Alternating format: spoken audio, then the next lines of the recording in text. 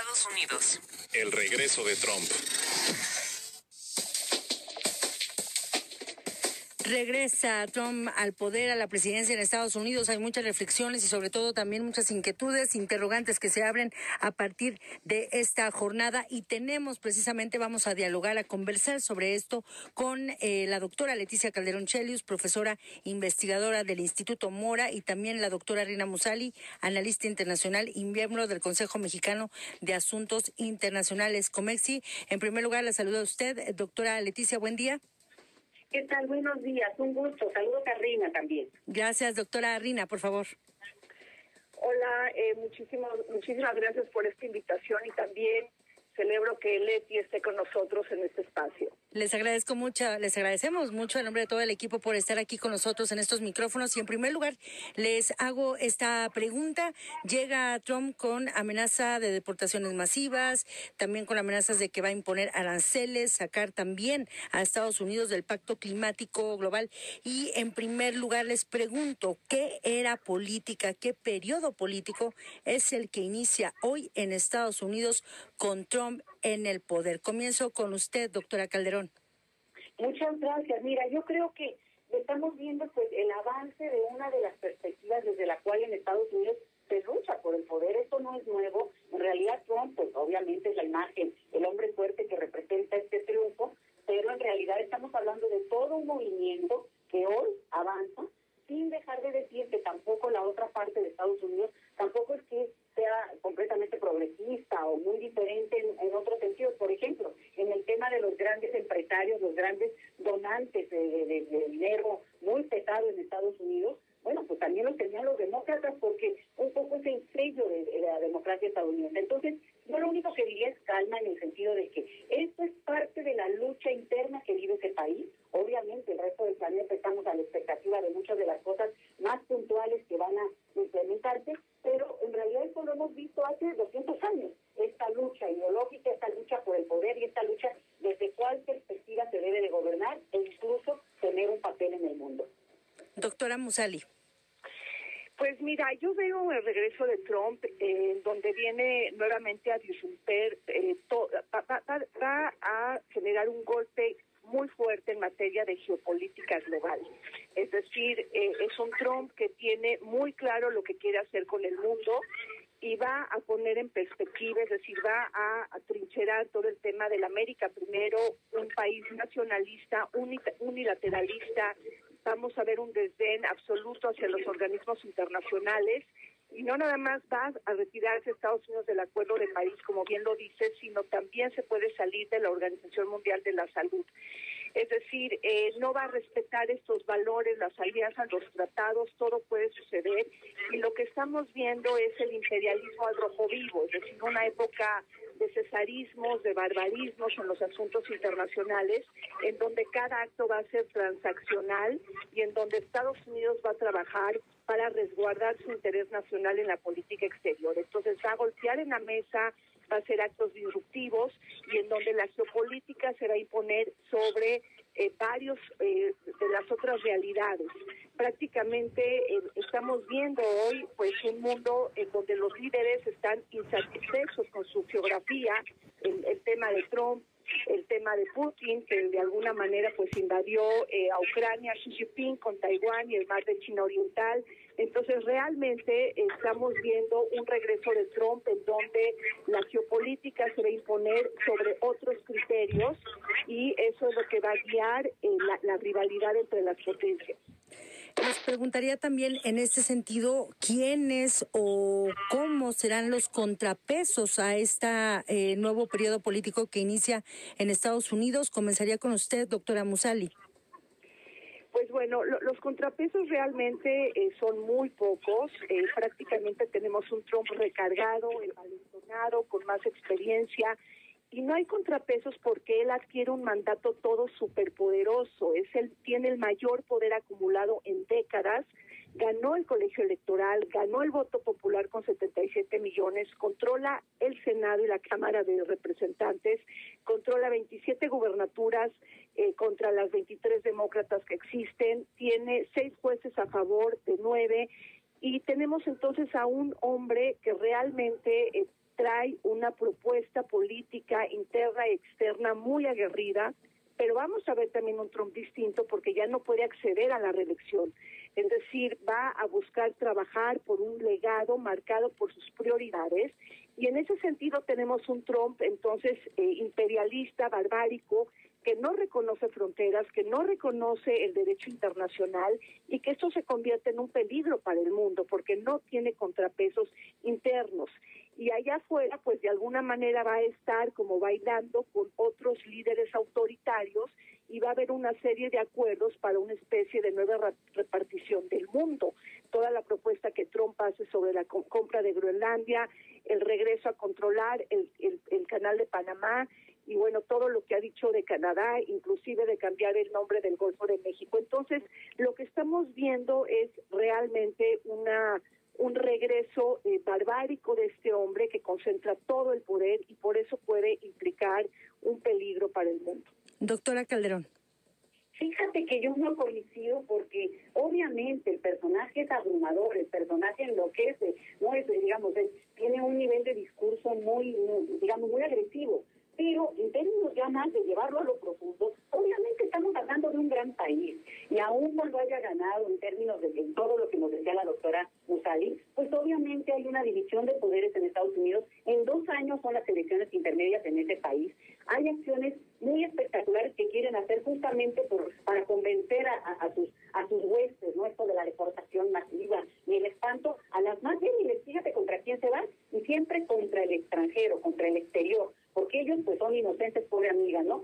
Pero fíjate que hay un elemento que también quiero como señalarlo, porque al final de cuentas creemos que no, Donald Trump va a hacer esto. ¿Quién, aumentó y acumuló gran parte de su poder en términos económicos con la guerra contra Ucrania?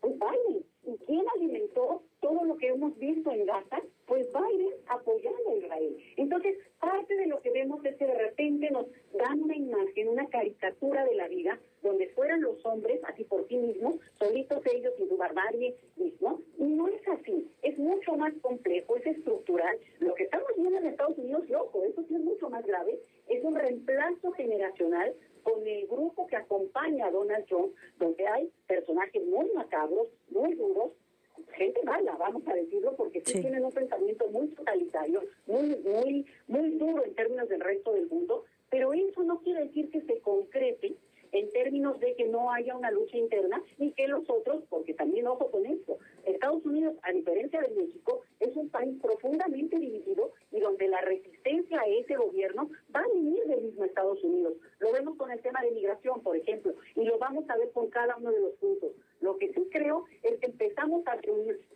cómo se reconfigura el escenario internacional, por ejemplo, con otras economías muy fuertes como China, obviamente, que es donde están apuntando realmente todas sus flechas, ¿no? Y un punto es que todo lo que también dice Trump, de que va a comprar, va a adquirir, va a hacerse de esto, del otro, bueno, es parte de un discurso, pero no necesariamente esto tiene que ver con que no hubiera un correlato, no solo internacional, a pesar de que se salgan de los organismos internacionales o los desmientan o lo que sea, pero hay también una contraparte, no solamente de los pequeños países, vamos a decir como Panamá, sino también una geopolítica que no es la de hace un siglo, y que en ese sentido yo sí creo que hay que verlo mucho más panorámico, y no solamente acotado a la personalidad de un señor malo, un bad hombre, no, un señor malo o el otro es peor, no, porque estos son estructuras de países y no es solo el manotazo. Ahora, que sea muy popular, eso sí implica que mueve sobre todo a su voto duro,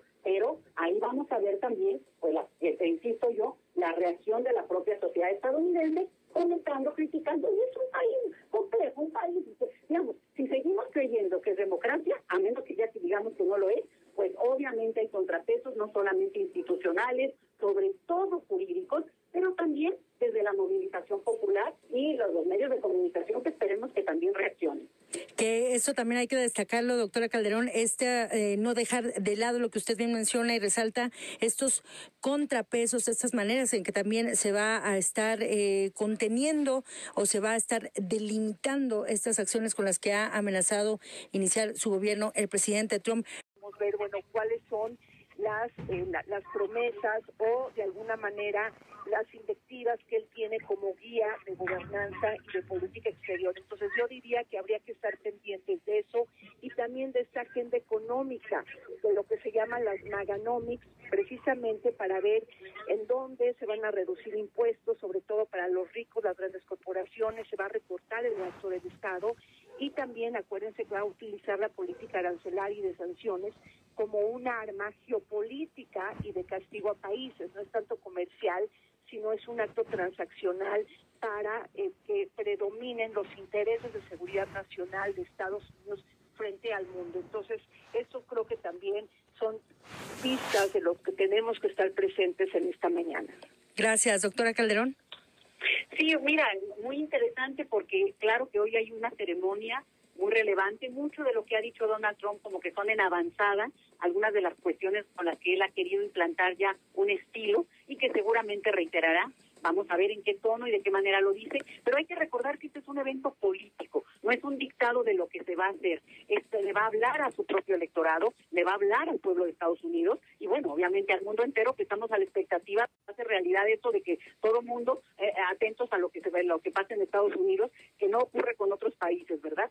Pero ahí entran cosas que son sumamente importantes. Obviamente, los aranceles como arma de imposición a otros países, pero con un asunto que al abrir tantos frentes lo que vemos es que digamos también ha generado una enemistad o por lo menos una antipatía frente a sus propios aliados naturales, los países europeos que están ya doblegados de por sí gracias a Biden, por cierto. Y el otro elemento es cómo frente a otros actores también ha mandado señales en las cuales pues todo el mundo está esperando a ver qué señala en el sentido de su avance o su expectativa de esta cuestión territorial. Insisto, esto es muy del siglo XIX, pero también es un mensaje. Es este mensaje en el que ellos han construido esta narrativa de que alguna vez fueron pues mejores que hoy y seguramente lo fueron, pero el asunto interesante es cómo lo presenta en el discurso popular, público, al pueblo, y eso creo que hay que leerlo así. Ahora, vienen otros temas que para nosotros son muy importantes. El tema de la migración. Y el tema de la migración justo puesto solamente como la punta del elemento en el cual pues está lo que ellos él habla de las deportaciones masivas como nunca, porque ha logrado construir esta ecuación entre migración y criminalidad, que es muy fuerte y no se construyó ahorita, ojo con eso. Esto es, a lo largo de mucho tiempo ha ido avanzando como una idea en la cual, obviamente, con algunos ejemplos y algunos discursos muy incendiario como él tiene, se ha logrado llegar allá a la parte de cómo lo interpreta el pueblo estadounidense. Y en eso creo que sí vamos a ver mucha espectacularidad. Ojo, no necesariamente una acción contundente a lo largo de los siguientes años y tampoco de porque un día se haga, porque esto también tiene que ver con una hasta demografía estadounidense, pero creo que es un punto que podremos discutir. Preocupante acá, sobre todo el tema de cómo va a catalogar y cómo quiere todavía, y como lo ha hecho Estados Unidos, diseñar al mundo a su forma y decir quién es correcto, quién no es incorrecto. Hace unos días apenas Biden levantó esta idea de esta cuestión de que Cuba exportaba terroristas, ¿no? Y ahora vamos a ver qué ocurre con Trump, si él ahora contradice esa declaración en términos obviamente de sus facultades ejecutivas. El problema aquí es que estamos esperando a ver lo que digan ellos como planeta, vamos, no nada más a un país u otro, para poder también a su vez empezar a modelar algunos de los elementos que pues al final de cuentas sí afectan muchísimo, sí generan una relación. Fíjate, en el caso nuestro, que somos además aliados comerciales, socios, geografía unida, bueno, es una situación muy lamentable el hecho de, generar un ambiente hostil, porque al final de cuentas se van a sentar a negociar, porque nos tenemos que sentar a negociar, porque somos países, otra vez insisto, geografías unidas. Entonces, lo que se genera en esto y lo que se diga hoy, pues va a ser la nota que tomaremos desde México para ver cómo se va también a reaccionar en términos, por ejemplo, al 26, cuando ya se sienten formalmente, porque esto ya empezó, las negociaciones del TME, bueno, pues vamos a ver, porque si realmente una de las partes ya no quiere, no le sirve o impone aranceles que contradicen totalmente un tratado comercial, bueno, pues estamos frente al fin de algún modelo que hemos tenido por mucho tiempo. Voy terminando esta conversación solo con una pregunta muy breve para ir cerrando y justo retomando lo que usted dice, doctora Calderón, la relación con México. Es una pregunta pues muy natural en este contexto. ¿Cómo prevén que vaya a ser esta relación con México cuando vemos a Trump, todo lo que usted ha mencionado y recordado, doctora Calderón, y cuando vemos también a una presidenta que de manera reiterada y firme ha insistido en la defensa de las y los migrantes? Comienzo con usted, doctora Musali. Sí, pues mira, vienen muchos puntos espinosos en una relación muy compleja, multifactorial, multidesafiante, que está viviendo, me parece, uno de sus momentos más bajos y preocupantes en su historia. Yo diría que hay tres temas pilares en esta relación bilateral, que son seguridad, comercio y migración, y la gran pregunta es cómo jugar con los equilibrios en una relación tan tensa y llena de complejidades, pero también llena de oportunidades, porque el interés nacional de México está puesto ahí. Traemos más del 83% de nuestras exportaciones con Estados Unidos y esto nos genera empleos, inversiones, becas, turismo, desarrollo. Es una relación altamente benéfica y es una relación que nos da a los mexicanos beneficios en nuestra vida cotidiana. Entonces tenemos ahí temas de seguridad, de comercio, de migración. La doctora Leticia comentó algo de la migración. Traemos también una posibilidad de que se etiquete el tema del narcotráfico como terrorismo, y esto es una cuestión relacionada con la justicia extraterritorial, y esto hay que ver cómo se va a manejar. Vamos a ver el mensaje inaugural de Donald Trump, vamos a ver si, la pregunta es si lo va a decir hoy, si lo va a marcar en unas semanas, cómo viene esta tonalidad y qué va a decir. Pero bueno, aquí hay todo un dilema, hay toda una discusión alrededor de las motivaciones distintas de etiquetar a los terroristas como narcotraficantes. Viene todo el tema de la migración con esta consigna antimigratoria como palanca central de su política pública, y bueno, una visión securitizada y punitiva de los migrantes, y esto realmente pues es muy doloroso para los mexicanos. Puede venir una deportación, la más grande en la historia de Estados Unidos, con el apoyo de las Fuerzas Armadas.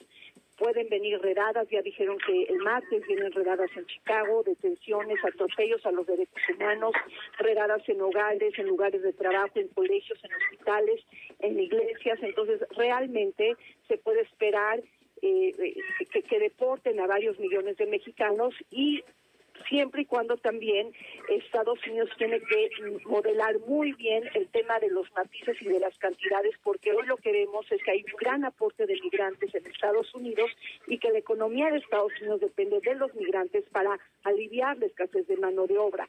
Recordemos lo que dijo hace unos meses la Cámara de Comercio de Estados Unidos, que hay casi 9 millones de puestos vacantes en el país y que Estados Unidos necesita más migrantes y no menos.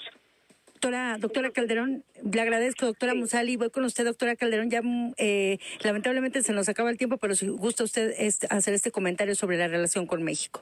Lo digo brevísimo. Yo creo que ahora toca al resto del mundo también reaccionar, y eso, reaccionar quiere decir que tampoco nosotros ya somos los mismos, y este país tiene muchas fortalezas a partir de las cuales incluso no solamente tratar de retener a su propia población, o sea, dar condiciones para que la gente no emigre, y recibir, en este caso, a los que pudieran regresar de manera forzada al país, que bueno, al final de cuentas es su propio país. Yo creo que eso es la clave para cambiar la narrativa: soberanía alimentaria, creernos el papel de consumidores, y en ese sentido fortalecer nuestro mercado interno y nuestro consumo nacional, y dejarnos también de consumir lo que, si nos desprecian, pues no necesariamente tenemos por qué comprar lo que nos venden ellos. Bueno, pues ahí está. Les agradezco muchísimo por estas reflexiones para IME Noticias. Doctora Leticia Calderón, muchas gracias y buen día. Muchas gracias, un saludo también a Rina, un abrazo.